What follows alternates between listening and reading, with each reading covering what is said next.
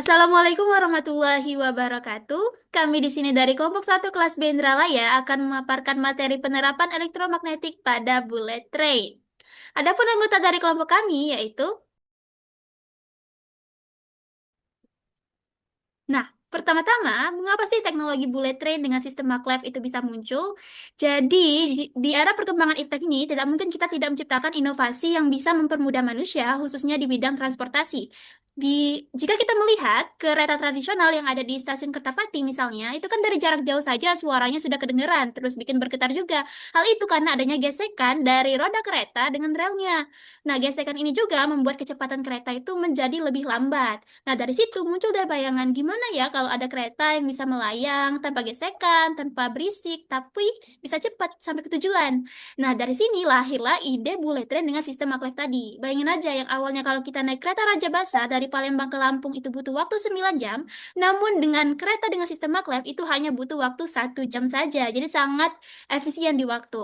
Lalu apa sih yang membuat kereta dengan sistem maglev itu bisa secanggih tadi? Nah, jawabannya akan terjawab di paparan materi-materi selanjutnya yang akan dipapar oleh rekan-rekan saya. Lanjut.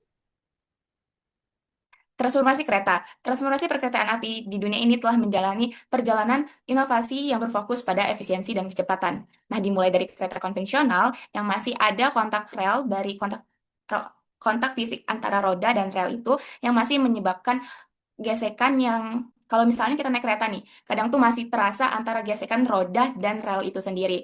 Nah, untuk kecepatan kereta konvensional ini, kalau di Indo sendiri itu rata-rata 80 sampai 120 km per jam. Nah, sedangkan kalau di dunia kita ambilnya itu di 80 sampai 160 km per jam. Dari segi teknologi, jelas konvensional ini masih menggunakan teknologi yang lebih sederhana dibanding dari bullet train sama kereta maglev. Nah, dari jalurnya sendiri, jelas jalur kereta konvensional ini masih menggunakan jalur yang masih bercampur dengan transformasi umum. Nah, sedangkan kalau di kereta bullet train, dia sudah tidak bisa lagi bercampur dengan jalur jalur jalan jalur jalan raya seperti itu. Nah, dari biaya pembangunan, jelas memang konvensional ini dia masih menggunakan biaya yang cukup rendah dibandingkan dengan kereta bullet train dan maglev itu sendiri.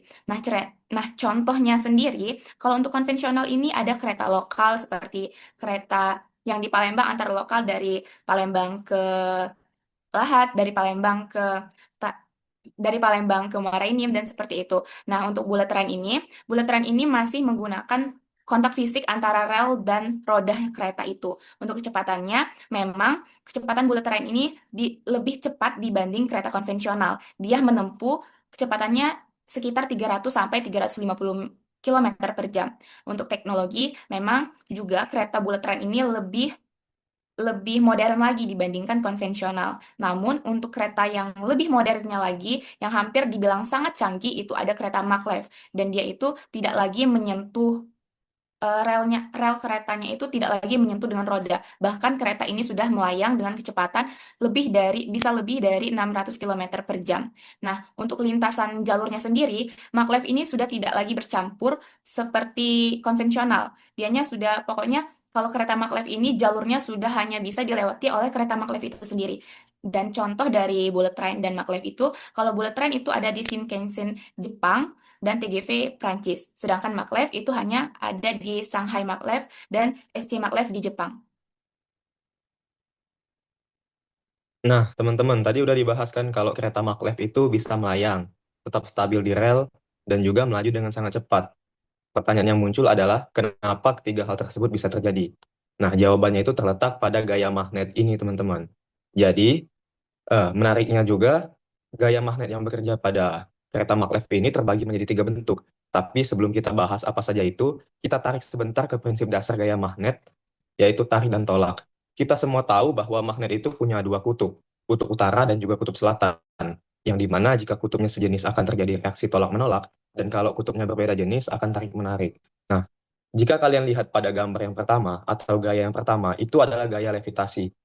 Nah, si kereta ini melayang sekitar 10 cm di atas permukaan rel. Kenapa bisa melayang? Hal ini sederhananya disebabkan karena kutub medan magnet sejenis yang menyebabkan gaya tolak-menolak antara rel dan juga bagian bawah kereta. Nah, si kereta ini kan melayang dan nggak punya roda. Lalu muncul pertanyaan, bagaimana ketika dia belok agar tetap stabil di rel? Jawabannya itu juga terletak pada gambar itu. Di sisi kiri dan juga kanan rel terdapat magnet juga di sepanjang jalurnya. Jadi ketika kereta itu terlalu condong ke salah satu sisi, misalnya kereta terlalu condong ke sisi kanan, maka magnet yang berada di sisi kanan rel akan memberikan dorongan atau gaya tolak kepada badan kereta sehingga kereta dapat kembali ke tengah jalurnya. Gaya ini disebut sebagai gaya lateral. Yang ketiga itu adalah gaya propulsi atau gaya yang menggerakkan kereta untuk maju ke depan. Sederhananya, medan magnet di sepanjang jalur rel dilakukan perubahan dengan cepat sehingga kereta dapat melaju dengan cepat. Oke, selanjutnya gaya Lorentz. Gaya Lorentz adalah gabungan dari gaya magnetik dan elektrik yang terdapat di sebuah medan elektromagnetik.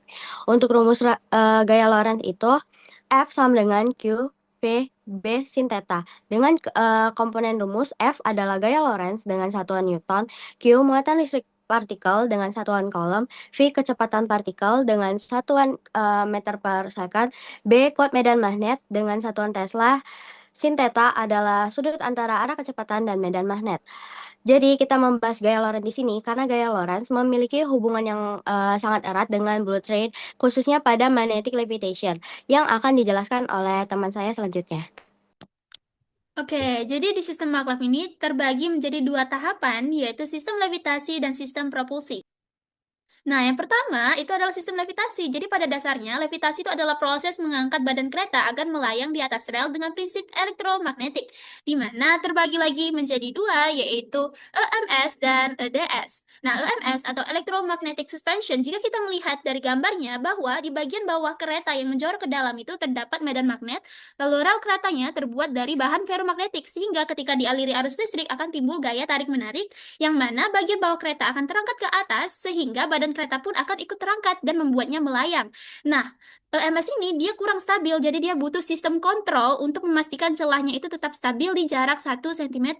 Lalu selanjutnya adalah electrodynamic suspension. Dari namanya saja dynamic, berarti sangat dipengaruhi oleh pergerakan. Di mana dia ini menggunakan magnet superkonduktor. Jika dilihat dari gambar bahwa magnetnya itu lebih lebar atau lebih luas dibandingkan EMS. Nah, di sini ketika keretanya bergerak akan timbul perubahan medan magnet di mana medan magnet di bawah medan magnet di lintasan itu akan berlawanan dengan medan magnet yang ada di kereta, sehingga akan timbul gaya tolak-menolak. Nah, gaya tolak-menolak inilah yang membuat keretanya tertolak atau terangkat ke atas sehingga bisa melayang. Nah, uniknya EDS itu jika semakin cepat keretanya bergerak, maka makin kuat juga gaya angkatnya. Hal itu karena pengaruh gaya Lorentz tadi. Semakin besar nilai V, semakin besar juga nilai F. Lanjut. Selanjutnya adalah sistem propulsi. Jadi pada dasarnya sistem propulsi itu adalah sistem yang membuat keretanya dapat bergerak maju melalui lintasan dengan prinsip elektromagnetik juga. Di mana di sini dia menggunakan motor linear. Motor listrik yang kita ketahui kan bentuknya bulat tuh seperti ini. Tapi motor linear itu statornya itu terbentang.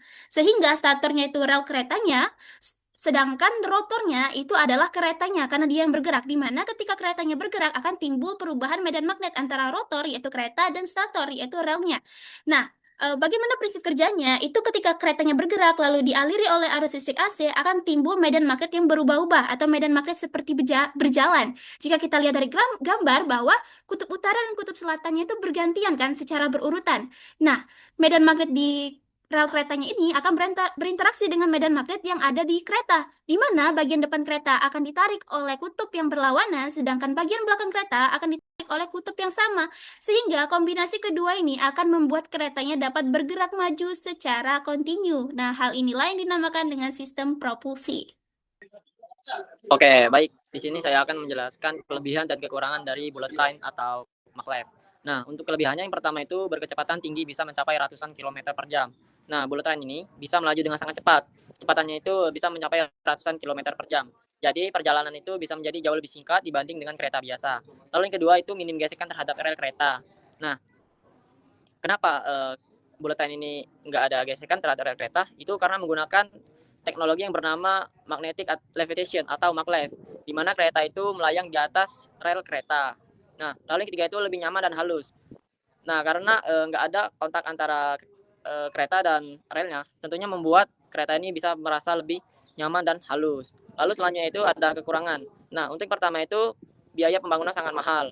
Untuk membangun sebuah bullet train atau kereta maglev itu tentunya membutuhkan biaya yang sangat mahal. seperti pembangunan jalurnya dan teknologi-teknologi yang canggih, sehingga membutuhkan lebih banyak biaya.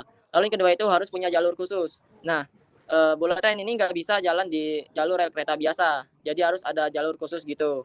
Untuk yang ketiga itu konsumsi energi yang relatif besar. Nah, bullet train ini kan melaju dengan sangat cepat gitu. Jadi semakin tinggi kecepatannya, semakin besar juga energi yang dibutuhkan. Sampai sekarang pada tahun 2026 itu ada tiga negara yang menggunakan sistem magnetic levitation ini, teman-teman. Itu ada Jepang, ada Cina, dan ada Korea. Nah, untuk negara yang paling maju dalam sistem menggunakan maglev ini itu Cina. Mereka sudah banyak sekali kereta maglev yang beroperasi secara komersial, baik dari Shanghai Maglev ataupun Changsha Maglev yang bisa melaju hingga kecepatan hingga 431 km per jam. Nah, selanjutnya itu ada Korea Selatan. Jujur di Korea Selatan ini tidak terlalu banyak untuk infrastruktur kereta maglev ya, teman-teman, karena hanya ada satu di negara mereka, yaitu pada bandara. Nah, lanjut selanjutnya ada Jepang. Nah, pada Jepang ini mereka menggunakan sistem maglev yang berbeda dari dua negara tersebut, teman-teman. Kalau dua negara tersebut menggunakan sistem maglev yang kita kenal, Jepang ini menggunakan sebuah sistem yang bernama SC maglev. Itu artinya superconductor magnet levitation. Sistem ini menggunakan sebuah superkonduktor yang didinginkan hingga suhu yang sangat dingin, bisa mencapai minus 270 derajat Celcius. Nah, suhu inilah yang menyebabkan arus listrik dapat mengalir tanpa hambatan sehingga meningkatkan efisiensi dan juga bisa meningkatkan kecepatan dari kereta maglev di Jepang itu sendiri. Baik, itu saja materi yang bisa saya sampaikan. Saya kembalikan ke moderator. Oke, mungkin itu saja pemaparan materi mengenai bullet train dengan sistem maglev dari kami. Kami akhiri presentasi kali ini. Wassalamualaikum warahmatullahi wabarakatuh.